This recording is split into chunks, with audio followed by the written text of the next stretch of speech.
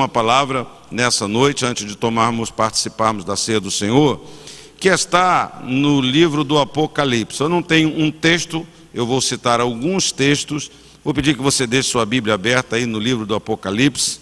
Eu quero compartilhar com você essa palavra, os bem-aventurados do Apocalipse, os bem-aventurados. Vamos fazer uma oração, vamos pedir que Deus fale conosco. Pai, abrimos a Tua Palavra, e ao abrirmos a Tua Palavra, que nós também tenhamos a bênção, a unção, a graça de abrir o nosso coração, Senhor, e receber do Senhor esta capacidade que o Senhor denominou de ouvidos para ouvir o que o Espírito diz, ó Pai. Então nós te pedimos, fala conosco, fala ao nosso coração, que a Tua Palavra, que é viva, eficaz, poderosa, traga despertamento para nós, traga ânimo para nós, traga força para nós, seja inspiradora da nossa fé, da nossa confiança. A Tua Palavra mesmo nos revela que a fé vem pelo ouvir, e o ouvir a palavra de Deus. Então que o Senhor venha abençoar todos nós, que o Senhor também me dê graça, que eu seja comedido, equilibrado. O Senhor me dê a graça de não ultrapassar aquilo que vem de Ti, Pai, e que o Teu nome seja glorificado pelos frutos, o resultado da Tua Palavra nas nossas vidas e no nosso caminhar. É minha oração em nome de Jesus, e que todos digam amém. Amém. Eu creio que a maioria de vocês que estão aqui conhecem os bem-aventurados ou as bem-aventuranças do Sermão do Monte, do Sermão da Montanha, que foram apresentados por Jesus Cristo como sendo os bem-aventurados daquele sermão. Você lembra? São os humildes de coração. Quem é que lembra uma bem-aventurança? Bem-aventurado os que choram. Bem-aventurados os marrentos. Bem-aventurados os mansos. Bem-aventurados os que têm fome e sede de justiça. Bem-aventurados os misericordiosos. Bem-aventurados os limpos de coração. Bem-aventurados os pacificadores. Pergunta para o irmão do lado: você tem sido um pacificador, irmão? Pacificador? Diz que o pacificador, disse Jesus, aquele que busca a paz, aquele que fala de paz, aquele que procura acalmar os ânimos, não é? Se bem que o termo pacificador pleno está em falar de Jesus, porque Jesus é a paz, é o príncipe da paz, né? Jesus é o príncipe da paz. Então você é pacificador quando você leva Jesus para o coração das pessoas, quando você anuncia o nome de Jesus, porque é aí que as pessoas podem ter paz mesmo, paz que permanece, paz que prevalece, né, sobre as dificuldades, os problemas da vida. Também Jesus falou dos que são perseguidos por causa da justiça. E aí, então ele deu essa palavra, Jesus, de encorajamento e de estímulo aos bem-aventurados, dizendo: regozijai-vos e exultai, porque grande é o vosso galardão nos céus. Alguns hoje fazem uma certa confusão disso. Tem gente que só está interessada no galardão da terra. Quando Jesus falou das bem-aventuranças, e ele falou incentivando as pessoas do galardão dessa vida, de ser um bem-aventurado, de ser uma pessoa alegre, uma pessoa feliz, uma pessoa que tem esse vigor. Então Jesus estava dizendo para incentivá-los que grande é o vosso galardão nos céus. Então um termo aqui usado, o termo Macários, é traduzido por bem-aventurado, para descrever o estado de pessoas muito felizes, pessoas muito benditas, pessoas abençoadas. Digo para você que só o cristão, só o Filho de Deus, o que crê no Salvador Jesus, é um bem-aventurado, é uma pessoa feliz, é um bendito, é um abençoado por Deus.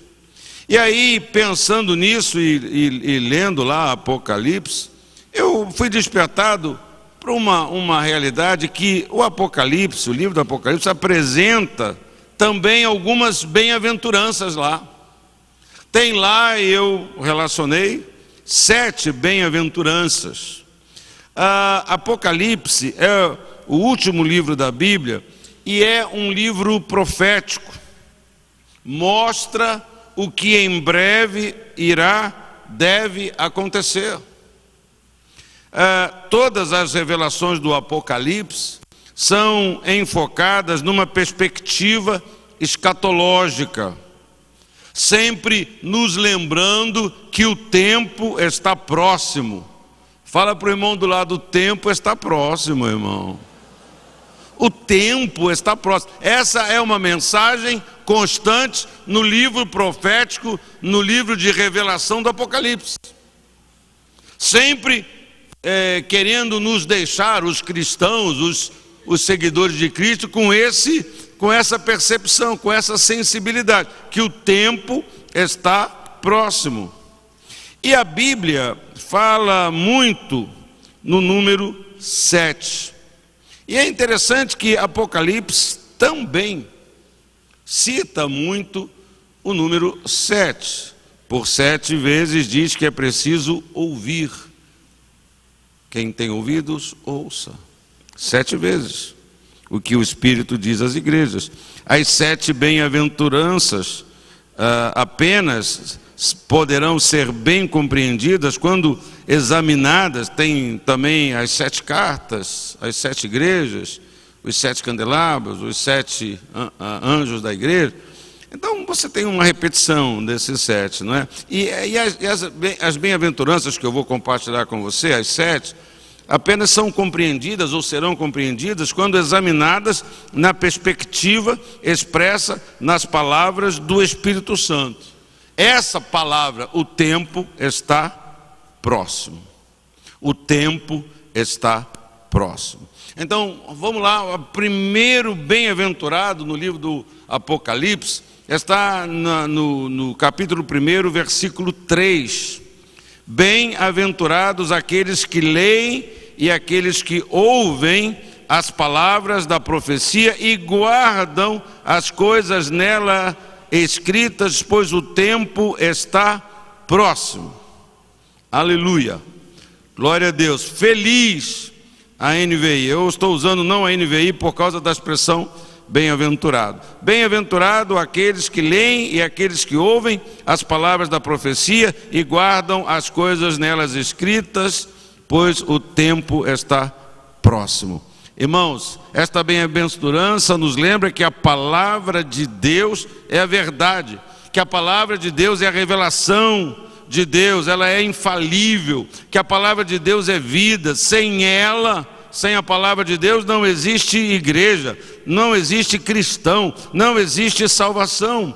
O cristão, o crente, examina, ouve, guarda e pratica esta palavra, que o pode fazer sábio para a salvação em Cristo Jesus. Então, nós somos bem-aventurados por ouvir, por guardar no sentido não de deixar a Bíblia na gaveta, claro que você entende isso, guardar no sentido de praticar, guarda-se a palavra, considera-se a palavra, quando nós colocamos ela em prática, quando nós vivemos, quando nós adotamos os seus conselhos, as suas verdades como um estilo de vida, uma prática de vida, que vai nos conduzir a literalmente andar e viver na contramão do tempo que nós vivemos.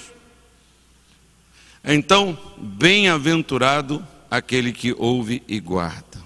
Segundo bem-aventurança, ou bem-aventurado, está no capítulo 14, no versículo 13,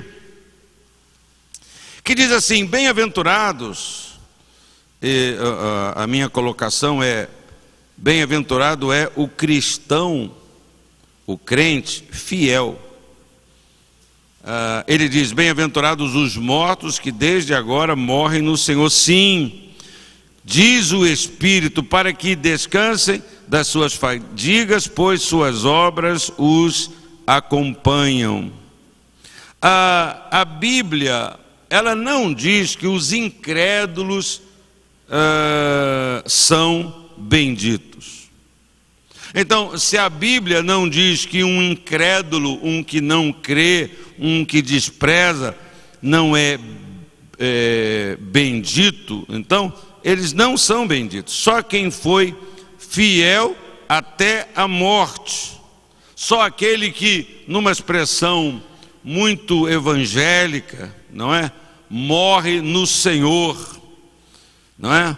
Morrer no Senhor quer dizer que no último suspiro de vida, morrer no Senhor quer dizer que aquela pessoa se converteu, é nova criatura, né? Nós realizamos batismos e essa palavra é dita, a pessoa é sepultada no tanque, deixa lá a velha natureza, mas essa expressão, fulano morreu no Senhor, é um crente que chega lá e termina os seus dias servindo a Deus, morreu.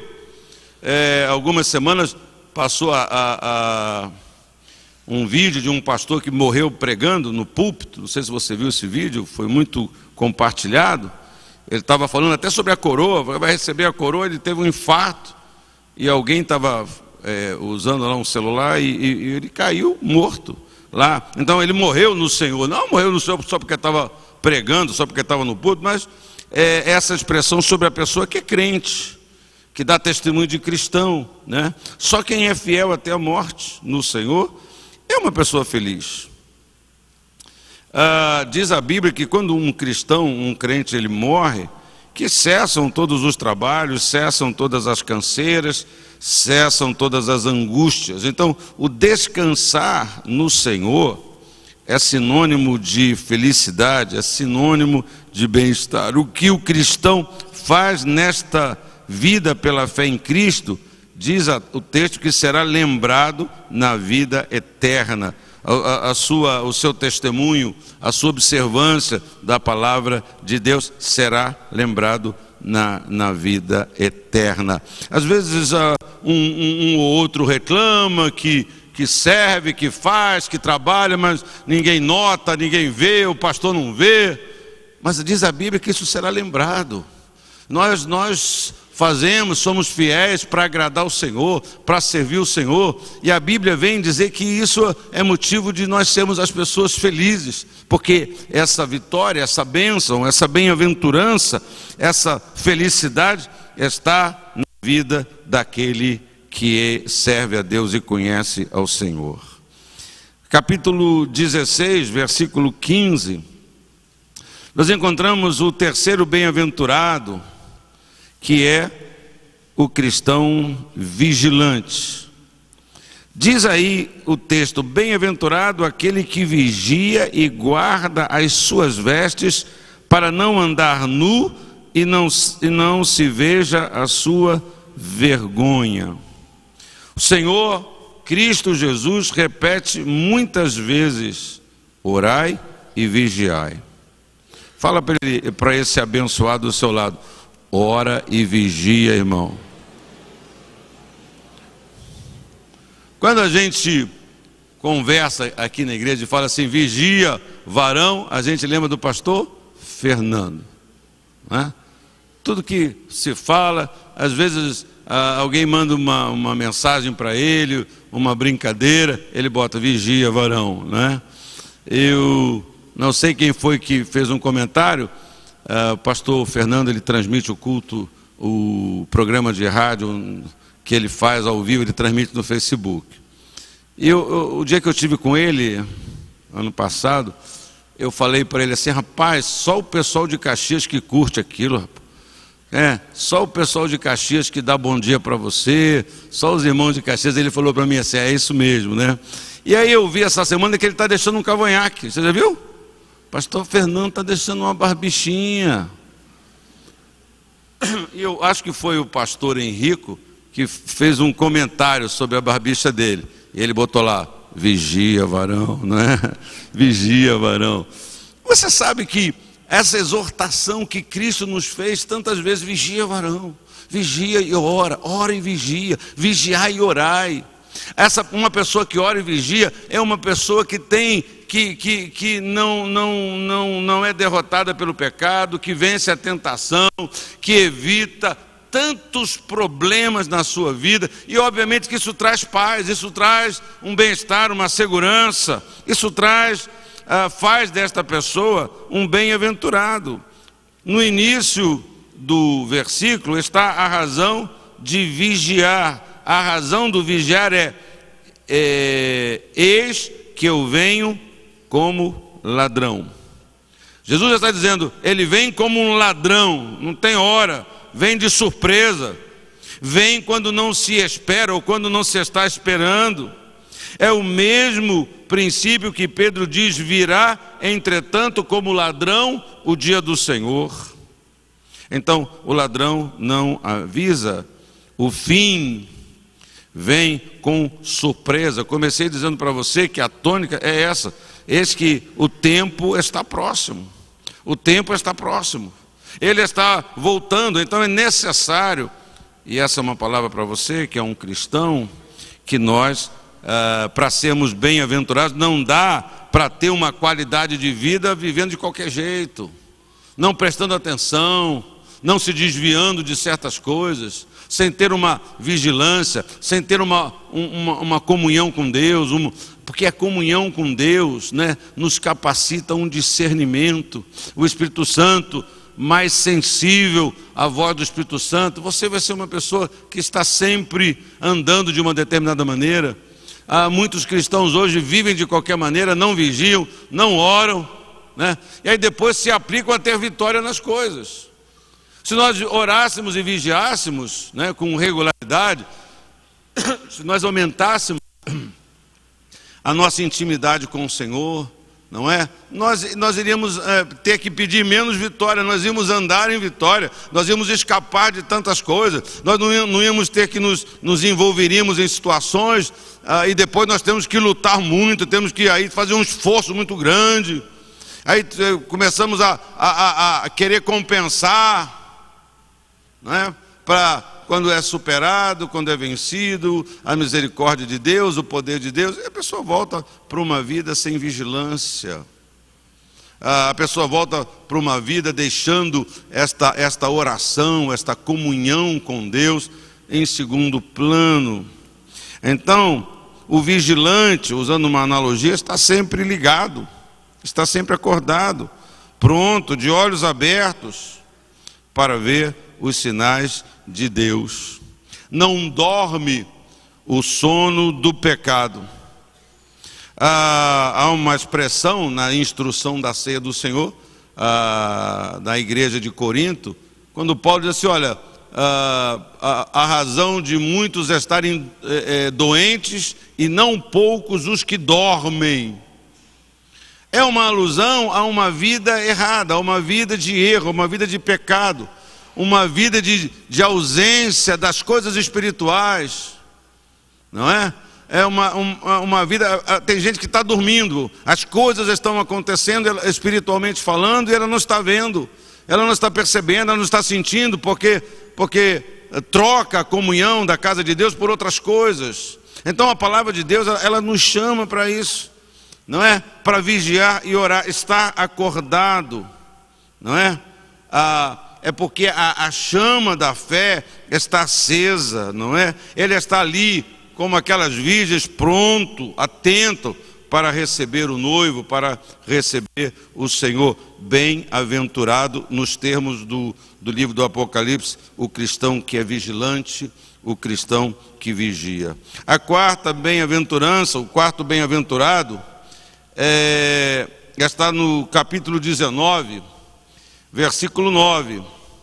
Bem-aventurados aqueles que são chamados à ceia das bodas do Cordeiro. E acrescentou, são estas as verdadeiras palavras de Deus. Bem-aventurados aqueles que são chamados à ceia das bodas do Cordeiro. Bem-aventurado o cristão que é um cristão chamado Cordeiro, que é Jesus Cristo, que tira o pecado do mundo e que é digno, não é? De receber o poder, a riqueza e a sabedoria, a força, a honra, a glória e o louvor.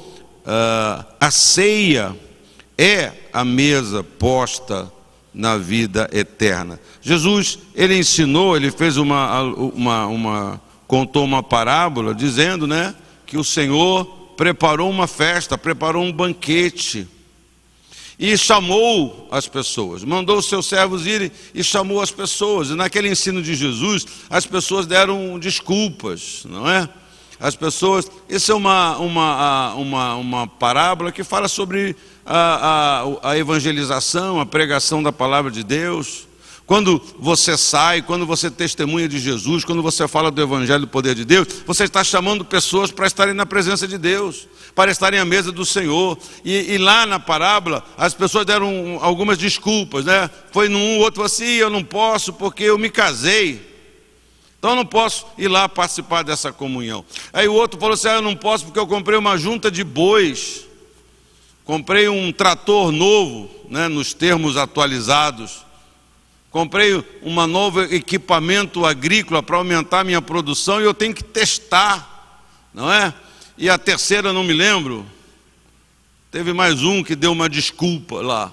Então o Senhor falou assim: então tá bom, então esquece esse pessoal aí e vai e pega todo mundo, está na rua, pega o pessoal, o mendigo, o pessoal que não me conhece, o Senhor, e traz todo mundo para a mesa, não é? Jesus estava ensinando sobre isso. Então a ceia é a mesa posta na vida eterna. A comunhão será plena com Cristo e o seu povo redimido. Nós vamos participar da ceia.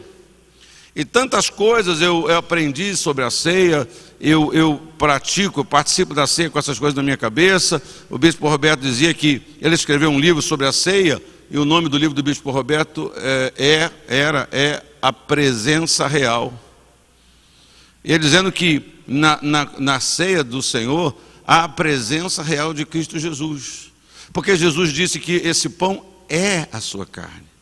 Ele não disse que o pão representa, Jesus falou assim: esse pão é a minha carne, esse sangue é o meu sangue, né? Esse cálice, esse vinho é o meu sangue. Então o bispo Roberto fala dessa presença real. Então essa comunhão tem essa também, né? É para lembrar da aliança, é para deixar na nossa mente o preço que custou a nossa salvação, mas ela também tem essa representatividade desta ceia, desse chamado eterno para estarmos com Deus. Bem-aventurado, abençoado é esta pessoa. Jesus sempre solicitou, sempre convidou, sempre chamou: vinde a mim, não é?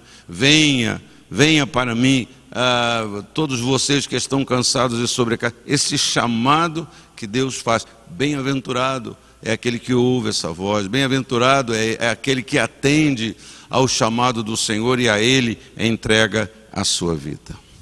Quinto, bem-aventurado é aquele que é o cristão ressuscitado. Bem-aventurado e santo é aquele que tem parte na primeira ressurreição. Eu estou lendo o capítulo 20, versículo 10, sobre esse, a segunda morte não tem autoridade. Apocalipse 26, bem-aventurado e santo é aquele que tem parte na primeira ressurreição, sobre esse, a segunda morte não tem autoridade. Todo ser humano nasce em pecado. Em pecado, nasce cego, nasce morto e nasce inimigo de Deus, porque o pecado é inimizade com Deus.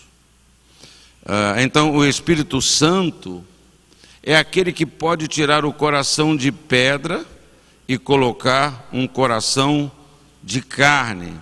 Traduzindo o coração de carne, um coração temente a Deus, que aceita, que entrega-se, que crê no Salvador, que é Cristo Jesus.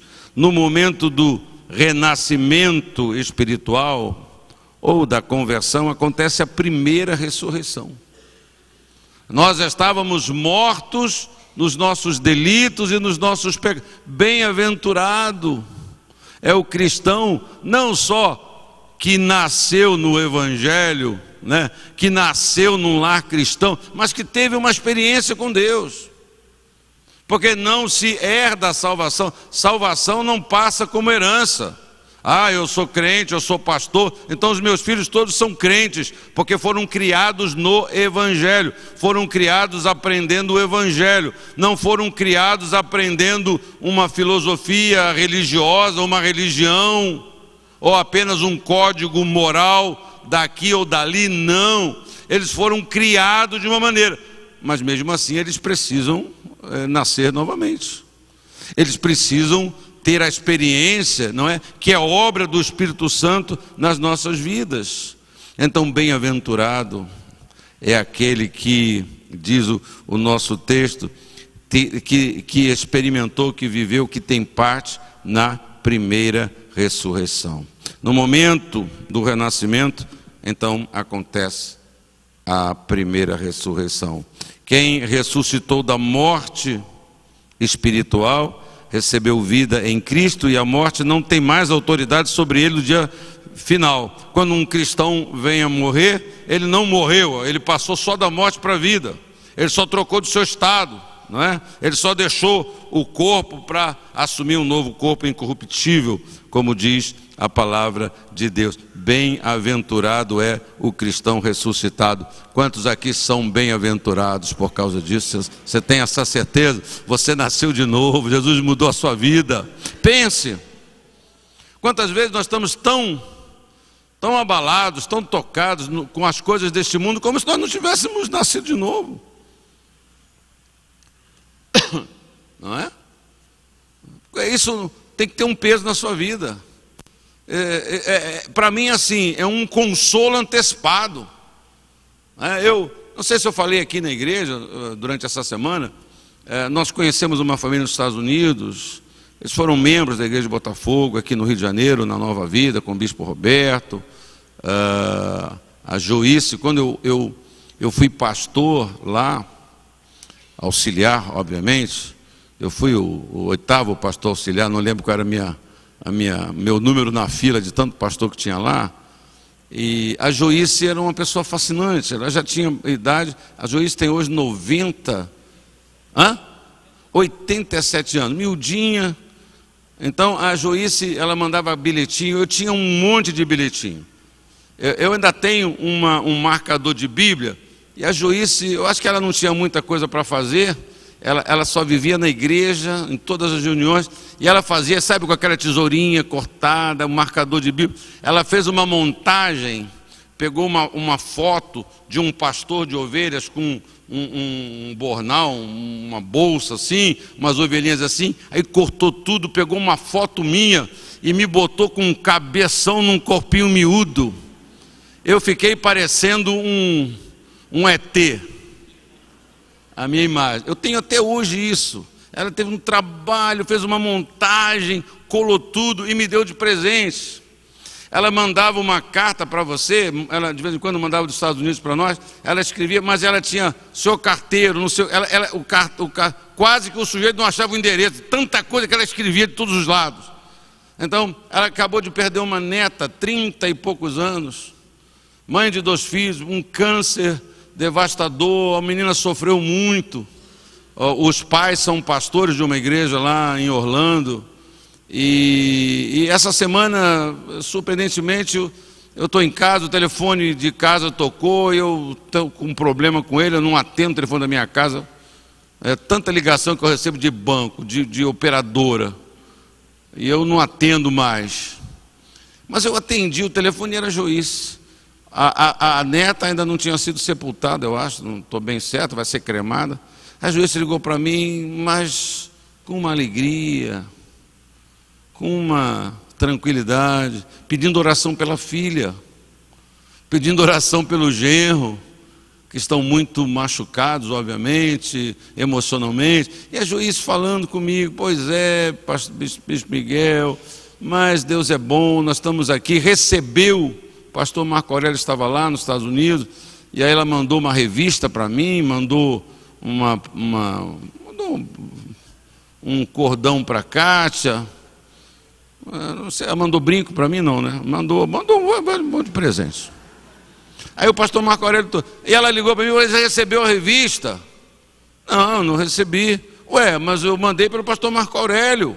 Falei: não, ele não chegou ainda aqui. Não, ele deve estar voando para algum lugar ainda aí e tal, mas ele vai me entregar.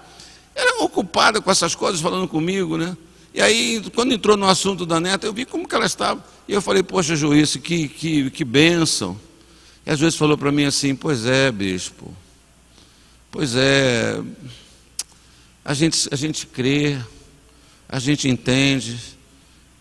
Com quase 90 anos ela falou assim: eu já perdi meu pai, minha mãe, meu marido, já tinham perdido uma filha também, perdeu uma filha. Não sei se você quer viver muito, mas viver muito tem algumas dificuldades, né? Para você viver muito é bom combinar com os seus filhos também viverem muito, não é? Quem vive muito corre o risco de ter que sepultar um filho, não é? Os pais do bispo Antônio morreram com 100 anos quase. Seu pai morreu com 99 anos. Os filhos tinham 70 e tantos. Os filhos já estavam passando da idade média, não é? E ele, antes de falecer, tiveram que sepultar alguns filhos. Então, essa coisa de viver muito é bom, mas é bom com uma bênção bem grande, né? Geralmente as famílias desse tempo têm 13 filhos. É muito difícil antigamente você ter uma família antiga que não tenha pai e mãe perdido algum filho nesse trajeto aí. Então, essa confiança, essa certeza que aquela pessoa está bem, está com Cristo Jesus, que aquela pessoa tem agora a vida eterna, né? Ter isso como algo assim consolador, ter algo assim com algo assim. Então, e ela disse para mim: olha, ô Bispo Miguel, eu já tive essas experiências e eu estou confiante em Deus, e Deus está no controle de todas as coisas, a vontade de Deus é boa. Você precisa crer assim. Nós precisamos ter essa confiança em Deus. Quem ressuscitou da morte espiritual recebeu vida em Cristo, e a morte não tem mais autoridade sobre ela no dia do juízo final. Amém, irmãos? Diga glória a Deus por isso. Creia nisso. Seja bem-aventurado com esse entendimento. O sexto bem-aventurado é o cristão praticante. Quase no finalzinho lá, capítulo 22, versículo 7. Bem-aventurado o que guarda as palavras da profecia deste livro. Feliz os que praticam. Os que guardam, eu repito, no sentido de praticar. Não é que guardam na memória. Não é bem-aventurados que memorizam. Não, é bem-aventurado o cristão praticante. Nesta bem-aventurança, capítulo 22, versículo 7, o Espírito Santo retoma o conteúdo da primeira. Bem-aventurado é aquele que guarda as palavras da profecia. Capítulo 1, versículo 3. Bem-aventurado aquele que guarda as palavras da profecia. A razão para guardar, reter, viver a palavra de Deus é a mesma do tema do Apocalipse: pois o tempo está próximo. Eis que venho sem demora. Então, se vive uma vida cristã com uma qualidade, com uma obediência, com uma fidelidade. Agora, nesse tempo que é para você guardar mais, que é para você praticar mais, quantos às vezes relaxam, não são zelosos? Aí vem o Senhor e nos dá uma parábola das virgens: as zelosas, as prudentes e as imprudentes. Dentro desse contexto do ensinamento sobre a volta de Jesus, sobre esse tempo que Jesus voltará para buscar a igreja. Então, a razão é a mesma: eis que eu venho sem demora. Aleluia. Quantos creem que Jesus já está voltando? Você crê? Então você dá um aplauso para ele e fala: Maranata, Maranata, vem, Senhor Jesus. Se nós cremos, glória a Deus. É isso. O fato de Jesus estar voltando não deve ser para assustar-nos. Não, você está, né? Terremoto, fome, guerra, a Síria, as crianças da Síria. Quase que eu imitei a minha nora agora, porque o meu filho fica imitando demais a minha norinha, que é paulista. E quase que eu falei assim: a guerra. Aí o cara: meu, Jesus está voltando. Às vezes a gente vê os sinais e a gente não fala assim: Maranata, é isso mesmo, Jesus está voltando. A gente fala assim: está voltando. Mas o negócio está complicado. Como que está complicado? Nós devemos nos alegrar, nós devemos celebrar que Deus é fiel, Deus é poderoso. Deus, ele fez aliança. Deus, tudo que Ele prometeu na sua palavra, Deus cumpriu. Os profetas anunciaram que Ele derramaria do Espírito, Ele derramou. Pentecostes é uma realidade, Ele continua derramando. E Ele prometeu voltar, e Ele vai voltar, aleluia, não é? Ele vai voltar, então, sem demora. Então é preciso perseverar até o fim, porque a sua volta pode ser bem repentina. Exorta o seu irmão, fala para o teu irmão, tem que perseverar até o fim, irmão. Fala para ele: persevera até o fim. Persevera.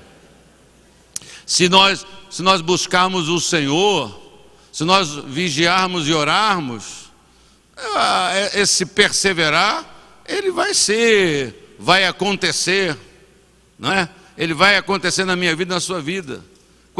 Não sei se aconteceu com você, eu já passei por coisas na minha vida que eu pensei em desistir, mas eu não tive como desistir. Eu pensei, mas logo a graça de Deus me segurou de tal maneira que não tinha como desistir.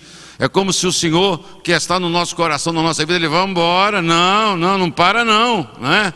Ele nos encoraja, Ele nos anima, Ele nos impulsiona. É por isso que você está aqui hoje.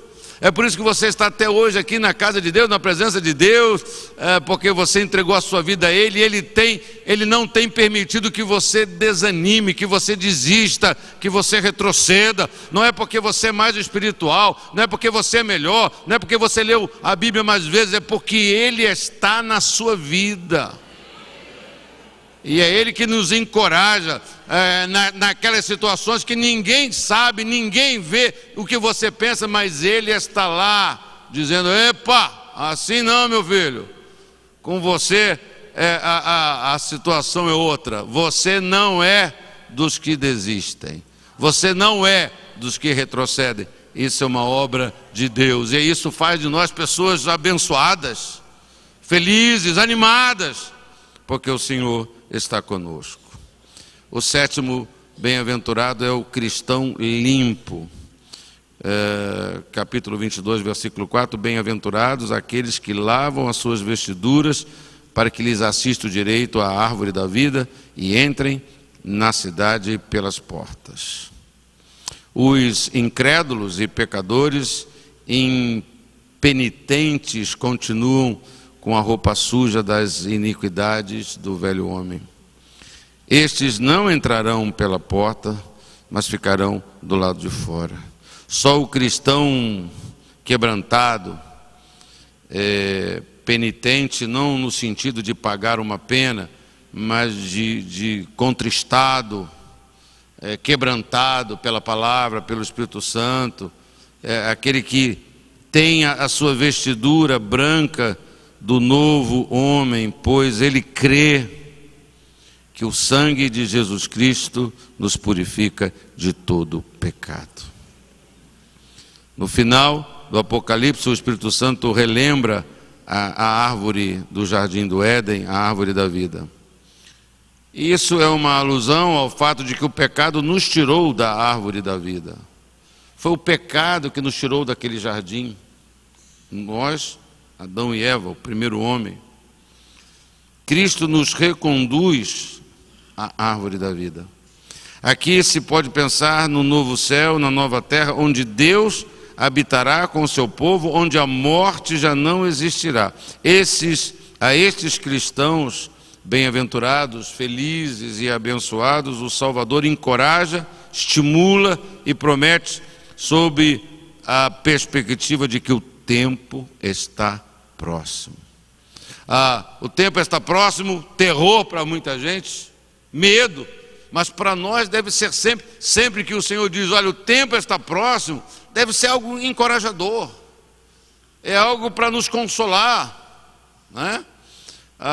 Quando se dizia, em tantos tempos na história do cristianismo, começando a igreja primitiva, quando dizia assim, olha, o Senhor está voltando, era uma palavra de encorajamento.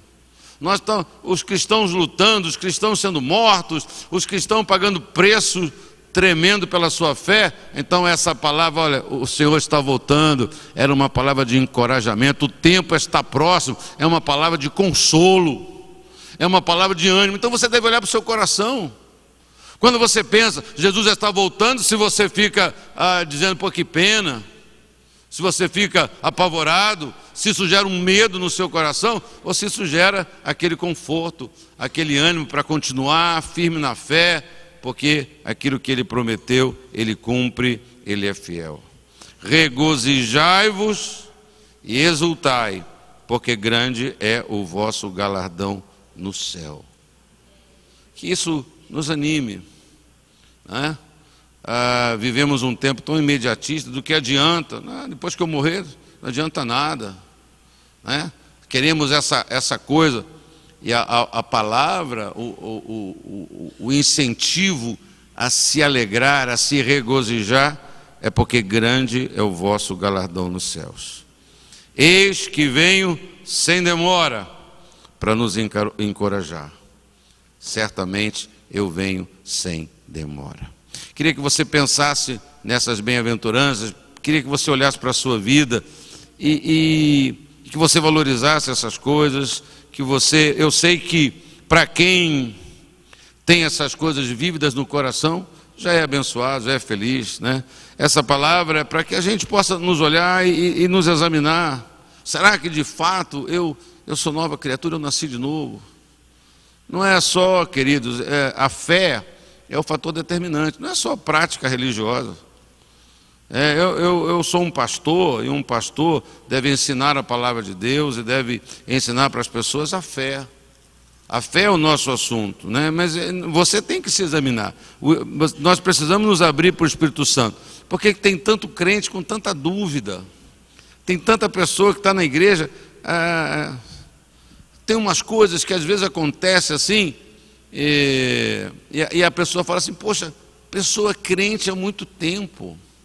De vez em quando a gente esbarra com um crente, com uma pessoa que está há 30 anos na igreja, 20 anos está na igreja, e há certas coisas na vida da pessoa que é estranha ainda.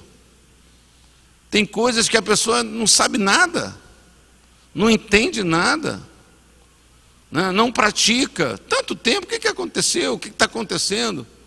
Né?